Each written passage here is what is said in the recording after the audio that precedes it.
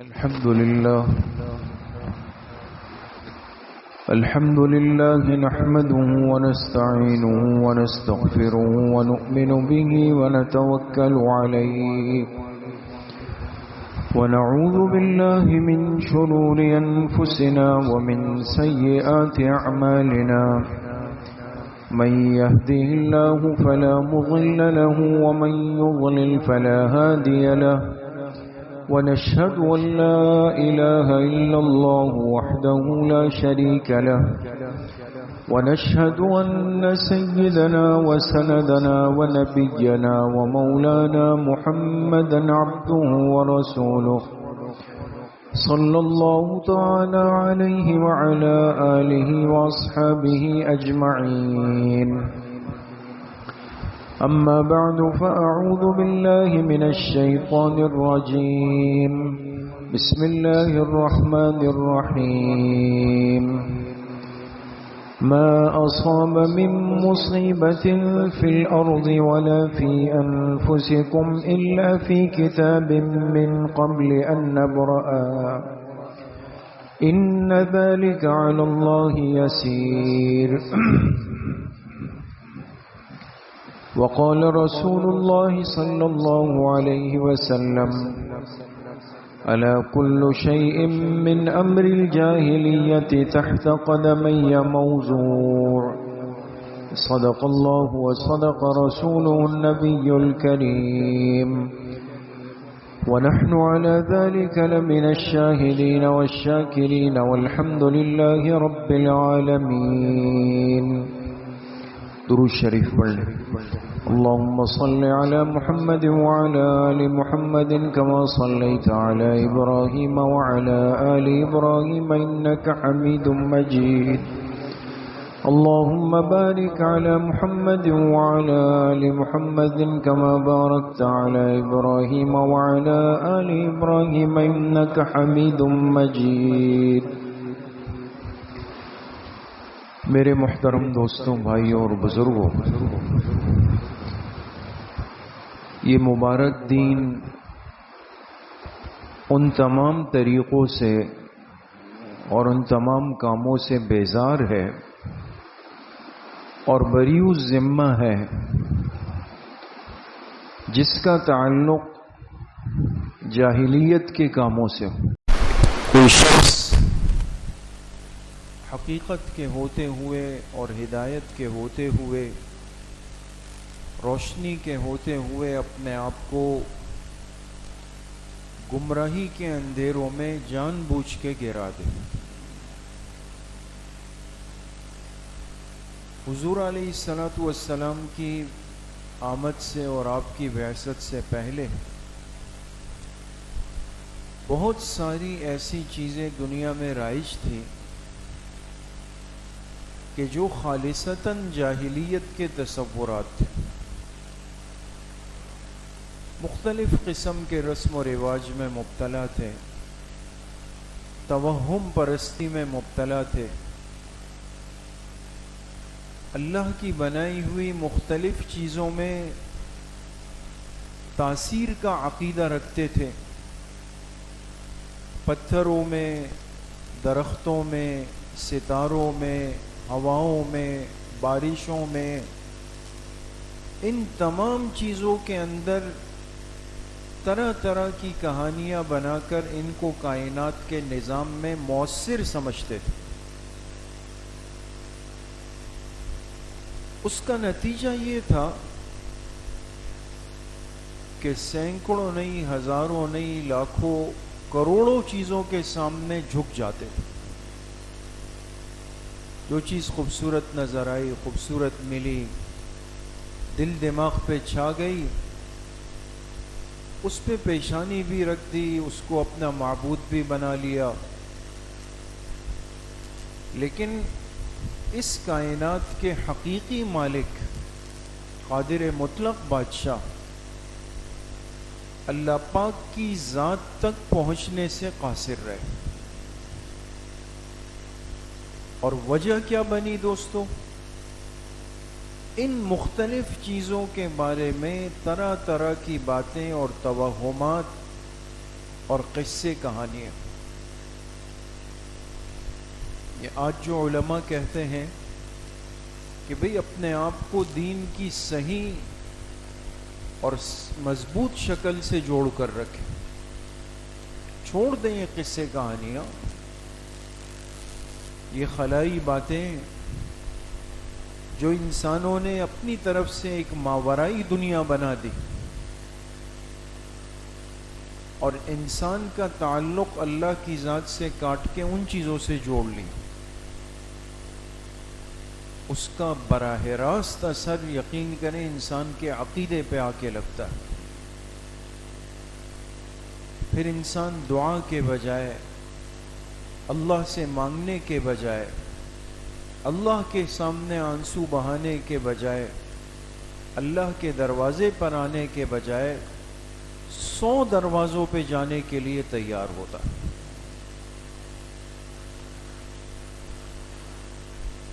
سال کے 12 مہینے ہیں دوستو. ان 12 مہینوں میں کچھ مہینے ایسے تھے جس کے بارے میں زمانے جاہلیت سے کچھ تصورات چلتے ہوئے آ رہے تھے، اور ان مہینوں میں ایک مہینہ سفر کا بھی تھا جو ابھی شروع ہوا ہے. سفر کے مہینے کے بارے میں وہ لوگ کہتے تھے کہ یہ مہینہ خیر سے خالی ہے، اس مہینے میں آسمان سے بلائیں، مصیبتیں، آفتیں اترتی، اس مہینے میں کسی کام کا آغاز نہ کریں. اگر کسی نے اس مہینے میں کوئی چیز خریدی، بیچ دی، سفر کیا، کاروبار کی کوشش کی، تجارت کے لیے نکلا، کہتے تھے یہ ہلاک ہو جائے گا. اس لیے جناب نبی کریم صلی اللہ علیہ وسلم ان ساری چیزوں کی نفی فرمائے. اور اس امت پر جو اللہ کا آخری کلام آپ علیہ الصلوۃ والسلام کے واسطے سے آیا، اس میں بار بار اللہ پاک نے غیر اللہ کے طاقتور ہونے کے تصور کی نفی فرمائی، اور اس کائنات کے نظام میں جتنی چیزیں ہو رہی ہے ان چیزوں میں مؤثر بذات، اثر ڈالنے والی ذات کس کی ہے، یہ بات بار بار سمجھائی کہ وہ ذات صرف اور صرف کس کی ہے، اللہ پاک کی. ما اصاب من مصیبت فی الارض ولا فی انفسکم الا فی کتاب من قبل ان نبرأها. فرمائے جو تکلیف تمہیں پہنچتی ہے، چاہے وہ زمین کے راستے سے ہو، آسمان کے ذریعے سے ہو، لیکن یقین کر لو کہ وہ ہر بات اللہ پاک نے لکھ رکھی ہے تقدیر میں، تمہاری اس دنیا میں پیدائش سے بھی پہلے. یہ سب چیزیں اللہ پاک کی طرف سے طے شدہ ہے. قل افرأیتم ما تدعون من دون اللہ ان ارادنی اللہ بضر هل ہن کاشفات ضرہ او ارادنی برحمت هل ہن ممسکاتہ برحمتہ. فرمائے میرے پیغمبر علیہ الصلوۃ والسلام، آپ ان سے ذرا پوچھئے تو صحیح کہ جن چیزوں کو تم پکارتے ہو اللہ کو چھوڑ کر، بتاؤ اگر اللہ تمہیں کسی نقصان پہنچانے کا ارادہ فرما دے، کیا یہ چیزیں تم سے اس نقصان کو روک سکتی ہے؟ یا اللہ تمہارے ساتھ کسی رحمت اور خیر کا ارادہ فرما دے تو یہ اللہ کی اس رحمت کے دروازوں کو بند کر سکتے ہیں؟ کبھی بھی نہیں کر سکتے. ما یفتح اللہ للناس من رحمت فلا ممسک لها وما یمسک فلا مرسل له من بعده. اللہ پاک اس مخلوق پر رحمت کا کوئی دروازہ کھولنا چاہے تو کوئی بند نہیں کر سکتا، اور جو چیز اللہ بند کرنا چاہے اسے کوئی کھول نہیں سکتا. آپ قرآن کا ایک ورق پلٹیے دوستوں، آپ کو ہر صفحے پر چند آیات کے بعد اللہ کی ذات کے قادر مطلق ہونے کی بات بار بار ملے گی. وہ تصورات جو جاہلیت کی طرف سے پیدا ہوئے وہ اس آخری امت کے ذہنوں سے نکال دیے جائیں. اس لیے جب آپ علیہ الصلاۃ والسلام نے حجۃ الوداع کے موقع پر خطبہ ارشاد فرمایا، اور وہ ایسا خطبہ ہے کہ جس میں صحابہ فرماتے ہیں اشارہ تھا کہ آپ گویا ہم سے آخری باتیں فرما رہے ہیں، الوداعی باتیں. اس خطبہ حجۃ الوداع میں آپ نے ایک جملہ فرمایا زور دے کر، الا کل شیء من امر الجاہلیت تحت قدمی موضوع. خوب اچھی طرح سن لو، جاہلیت کے زمانے کے جتنے طور طریقے ہیں اور چیزیں ہیں، آج میں نے وہ ساری چیزیں اس جگہ اپنے پیر کے نیچے دبا دی. تحت قدمی، دونوں پیروں کے نیچے رکھ کر موضوعن میں نے اس کو دفن کر دیا، ختم. آج کے بعد وہ چیزیں نہیں ہوں. اپنی امت کو ان جاہلانہ تصورات سے، خرافات سے، خیالات سے، ان چیزوں سے باہر نکالا کہ اب ان قصے کہانیوں میں پڑھ کر اپنے آپ کو نہ خوش کرو نہ پریشان کرو. طرح طرح کی باتیں تھیں، چل رہی تھی. سفر کے مہینے کو برا سمجھتے تھے، منحوس سمجھتے تھے، کمزور خیال کرتے تھے. اس لیے آپ علیہ الصلاۃ والسلام نے وضاحت سے فرمایا، لا عدوى ولا طیر ولا ہام ولا سفر ولا غول ولا نوء.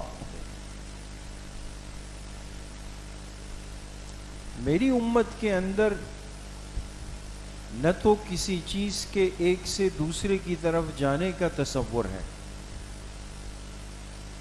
نہ میری امت کے اندر پرندوں کے ذریعے سے اچھا برا شگون لینے کا تصور ہے، نہ میری امت کے اندر الو پرندے کے بولنے اور آواز نکالنے سے کسی چیز کے ہونے نہ ہونے کا تصور ہے، نہ میری امت کے اندر سفر کے مہینے کے منحوس ہونے کا تصور ہے، نہ میری امت کے اندر ستاروں کی گردش کی وجہ سے بارشوں کے ہونے نہ ہونے کا تصور ہے، اور نہ میری امت کے اندر جنات اور اس قسم کی چیزوں کے آنے اور ان کا کسی پر اثر انداز ہونے کا تصور موجود ہے. اس لیے کہ یہ سب چیزیں چل رہی تھی دوست. وہ کہتے تھے اگر ایک شخص بیمار ہو یا ایک جانور بیمار ہو تو کہتے تھے اس کی وجہ سے سب پہ اثر آئے گا، اس کو الگ تھلگ کر کے رکھ دو، ایسا نہ ہو کہ اس کے جسم میں موجود بیماری وہ باقی لوگوں کو اپنی لپیٹ کے اندر لے لے. بارہا اس پہ بات ہوئی دوستوں. یہاں ضرور ہمارے ذہنوں میں ایک شبہ اور اشکال پیدا ہوتا ہے کہ تو آج بھی حکمت میں اور طب میں، علاج میں اس چیز کا ایک بڑا کردار ہے. کہتے ہیں یہ وائرل بخار ہے، ایک سے دوسرے کو لگنے والی بیماریاں ہیں، آپ ماسک پہنیں، آپ اس کا گلاس الگ کریں، آپ اس کے برتن کچھ دنوں کے لیے الگ کریں. یہ سب چیزیں دوستوں احتیاطی تدابیر ہے، عقیدہ نہیں. عقیدہ یہی ہے کہ ایک بندہ گھر میں بیمار ہو یا 100 بندے شہر میں بیمار ہو، یا لاکھوں بندے ملک میں بیمار ہو، ان سب پر بیماری کے آنے کے مؤثر بذات وہ کون سی ہستی ہے؟ اللہ پاک۔ ایک کو بخار لگا وہ بھی اللہ کے حکم سے ہے، 100 کو لگے وہ بھی اللہ کے حکم سے ہے، اور ہزاروں پہ آئے وہ بھی اللہ کے حکم سے ہے۔ احتیاطی تدابیر وہ اسباب کہلاتے ہیں، اسباب۔ اور یاد رکھیں کہ اسباب عقیدہ نہیں ہے، اسباب تو احتیاط ہے، عقیدہ نہیں۔ لہذا اگر خدا نخواستہ کوئی اس یقین کے ساتھ اپنا گلاس، اپنی پلیٹ، اپنا چمچہ الگ کرے، اپنا کمرہ الگ کرے، اگر میں اس کے قریب بیٹھا تو مجھ پر بھی آ جائے گا، یقین کرے گا، اس کو اپنے ایمان کی خیر منانی ہوگی۔ احتیاطی تدابیر کے درجے میں انسان کوشش کرے، بالکل ہو سکتا ہے، اس کے اندر کوئی ممانعت نہیں، وگرنہ ایسا ہوتا تو پھر مریض کی عیادت، مریض کی خدمت، مریض کو دوائی دارو دینا، ان سب چیزوں کا نیکی میں شامل ہونا اور اجر و ثواب ملنا وہ تو ختم ہو چکا ہے۔ کوئی کسی مریض کے قریب بھی نہ جائے، کہے گا جی میں اس کے قریب گیا تو اس کی وجہ سے تو مجھے لگ جائے گا۔ تو اس لیے اس چیز کی نفی ہو گئی کہ ہر بیماری ہو، کوئی بھی مرض ہو، وہ اللہ پاک کی طرف سے ہے۔ ہاں، اور بیماری کو بھی انسان اپنے لیے کوئی مصیبت نہ سمجھے، خاص طور پہ ایک مومن، ایک مسلمان۔ حدیث پاک میں آتا ہے، آپ علیہ الصلاۃ والسلام نے فرمایا کہ تعجب ہے ایک مومن کی زندگی پر کہ اس کا کوئی لمحہ خیر سے خالی نہیں۔ صحابہ نے عرض کی کہ اللہ کے رسول صلی اللہ علیہ وسلم وہ کیسے؟ فرمایا کہ اس مومن پر کوئی بیماری تکلیف آ جاتی ہے، یہ صبر کر لیتا ہے، تب بھی اس کے لیے اجر لکھا جاتا ہے، اور اس مومن پر کوئی اچھائی خیر آ جاتی ہے، یہ شکر کر لیتا ہے، تب بھی اس کے لیے اجر لکھا جاتا ہے۔ کوئی لمحہ خیر سے تو خالی نہیں۔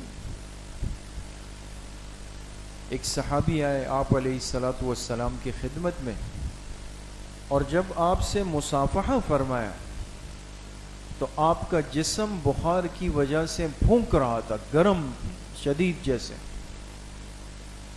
تو انہوں نے عرض کی کہ آپ کو تو بڑا شدید بخار ہو رہا ہے،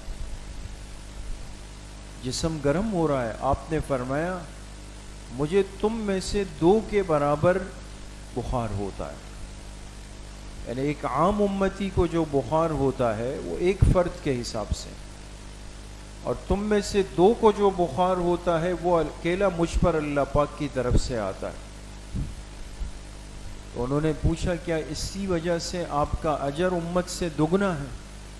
آپ نے فرمایا ہاں، اسی وجہ سے ہمیں دگنا اجر دیا جائے گا۔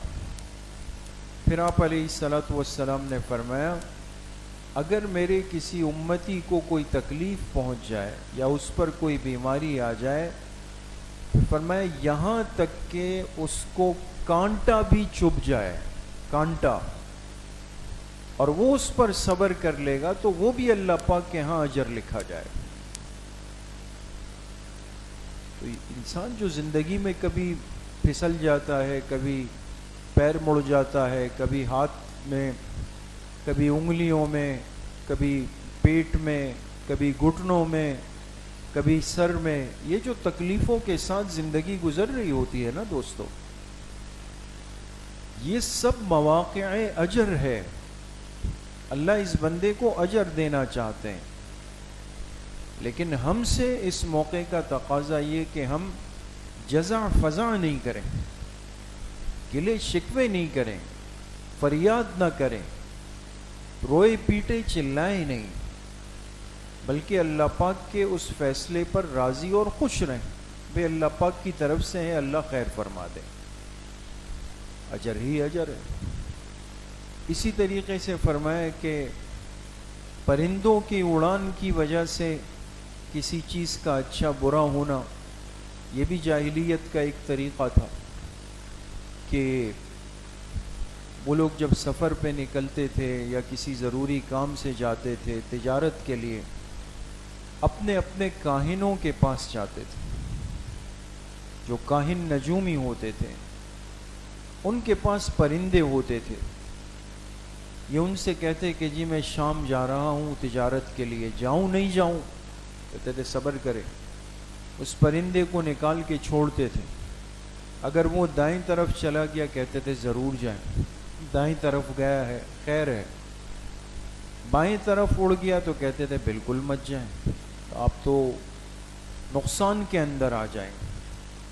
اس پرندے کی اڑان کو سبب سے بڑھ کر یقین کے درجے میں لے آئے کہ اس کے دائیں بائیں اڑنے سے اتنا بڑا فرق پڑے گا. آپ نے ان چیزوں کی نفی فرمائی. ولا ہامتا، کہتے تھے اگر کوئی شخص مر جائے، قتل ہو جائے، اور اس کو جا کے اس کی قبر میں دفنا دیا جائے اور گھر والوں نے اس مقتول کا بدلہ نہیں لیا، اور کریں دوستو، ایک شخص قتل ہوا، دفنا دیا گیا، اپنی قبر میں ہے، گھر والوں نے اس کے قتل کا بدلہ نہیں لیا، تو کہتے تھے اس مرنے والے کی کھوپڑی سے، سر سے ایک پرندہ ہے الو، الو جانتے ہیں، وہ اڑ کر آتا ہے اور آ کے اس مقتول کے گھر کی دیوار پہ بیٹھ جاتا ہے اور ان سے کہتا ہے اسقونی اسقونی، مجھے بہت پیاس لگی ہے، مجھے پانی پلاؤ. یعنی یہ کنایا ہوتا تھا کہ تم نے ابھی تک میرے قتل کا بدلہ نہیں لیا، جا کے ان سے جا کے بدلہ لے. یہ ہمارے یہاں جو رائج جملے نہیں ہیں مختلف جگہوں پر کہ بھئی ہم نے اگر اس کا بدلہ نہیں لیا اور یہ نہیں کیا تو مجھ پر کھانا حرام ہے، پینا حرام ہے، یہ حرام. یہ وہی تصورات ہیں جاہلیت کے جو در آئے ہیں، چلے ہوئے آئے ہیں. ابھی ان چیزوں کی آپ نے نفی فرمائی. پھر فرمایا والا سفرہ، سفر کے مہینے کے بارے میں یہ تصور رکھنا کہ یہ منحوس ہے، خیر سے خالی ہے، برکتوں سے دور ہے، یہ تصور میری امت کے اندر نہیں. آپ نے اس چیز کی نفی فرمائی. سال کے 12 مہینوں میں کوئی مہینہ دوستوں ایسا نہیں، کوئی دن بھی ایسا نہیں، کوئی گھڑی بھی ایسی نہیں کہ جس کے بارے میں انسان یہ کہے کہ جی یہ ذرا کمزور سا وقت ہے، بے برکت سا وقت ہے، نحوست والی گھڑی ہے، لہذا اس میں ہمیں یہ کام نہیں کرنا چاہیے. آپ جا کے اپنے ان تاجر دوستوں سے پوچھیں جو مارکیٹ میں بیٹھتے ہیں، آپ کو ایک جملہ بڑا ملے گا، کہتے ہیں محرم سفر ہلکا ہوتا ہے، اس میں کام ٹھنڈا پڑ جاتا ہے. ایسا تھوڑی ہے کہ وہ جاہلیت کی باتیں ختم ہو گئی، تعبیرات تبدیل ہو گئی ہے دوست. لہذا ہمارے یہاں لوگ ذی الحجہ کے آخر تک مارے مارے پھرتے ہیں مارکیٹوں میں، شادیوں کی خریداریاں ہو رہی ہیں، اور اب سفر جب ختم ہوتا ہے تو ماہ ربیع الاول، اس میں شک نہیں کہ دین اسلام میں برکت کا تو تصور ہے، اچھے شگون کا تصور ہے کہ کچھ وقت زیادہ خیر والے ہیں.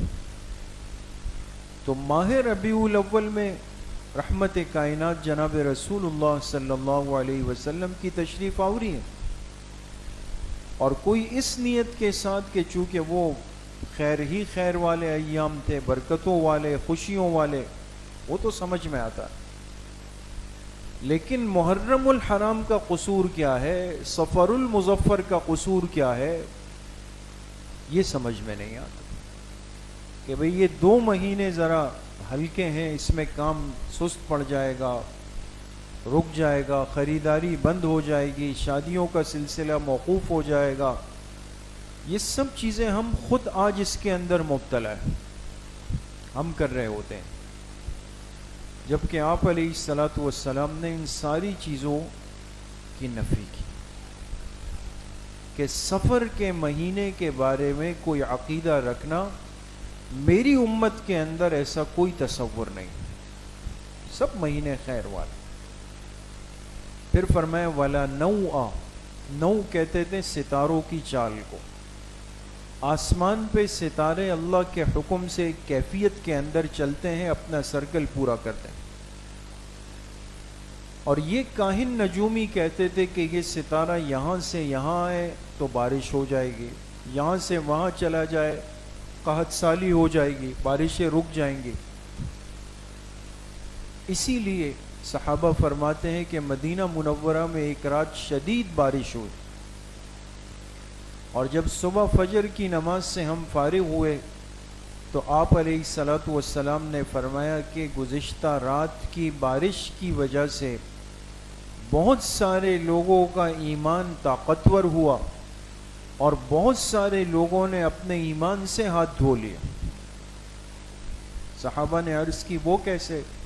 فرمایا جس نے بارش دیکھ کر کے کہا کہ یہ بارش اللہ کے حکم سے آئی ہے، اس کا ایمان محفوظ رہا، اور جس نے وہی بات کی جو جاہلیت کے لوگ کرتے تھے کہ ستاروں کی چال کی وجہ سے بارش ہوئی، تو اللہ سے یقین ہٹ کے ستاروں پر آ گیا، ان کا ایمان ان سے رخصت ہو گیا۔ اس لیے میرے عزیزو دوستو بزرگوں، یہ زمانے جاہلیت کے توہمات اور تصورات تھے۔ آج ہم بھی ان چیزوں میں بعض دفعہ مبتلا ہوتے ہیں۔ اور آخر میں فرمایا ولا غولا، غول کہتے تھے کہ اس طرح کے یہ جن بھوت چڑیل اور یہ جو الفاظ ہم استعمال کرتے ہیں اور کہتے ہیں بھئی فلاں جگہ پر یہ چیزیں اثر انداز ہے، یا رات کو اثر انداز ہو گئی، اس نے یہ نقصان کر دیا، لوگوں کو تکلیف کے اندر ڈال دیا۔ آپ علیہ الصلاۃ والسلام نے فرمایا ایسی باتوں کا میری امت میں کوئی تصور نہیں۔ خلاصے کی بات کیا ہے کہ اس کائنات میں اگر چھوٹا سا عمل بھی ہو وہ بھی کس کے حکم سے ہے؟ اللہ کے، اور کوئی بہت بڑا معاملہ اور حادثہ پیش آ جائے وہ بھی کس کے حکم کی محتاج ہے؟ اللہ کے حکم۔ اس لیے سفر کے مہینے سے متعلق یہ توہمات اور یہ سوچے رکھنا یہ زمانے جاہلیت کے طور طریقے، اور حضور علیہ الصلاۃ والسلام کی برکت سے اللہ پاک نے ہمیں ہدایت کا نور دیا ہے، جاہلیت کی اندھیرے سے، ظلمت سے، پریشانی سے اللہ نے امت کو نکالا ہے، ہم پھر جا کے اس میں گرنا چاہتے ہیں۔ اللہ پاک مجھے بھی آپ سب کو صحیح عمل کی توفیق نصیب فرمائے۔ الحمدللہ رب العالمین، والصلاة والسلام علی سیدنا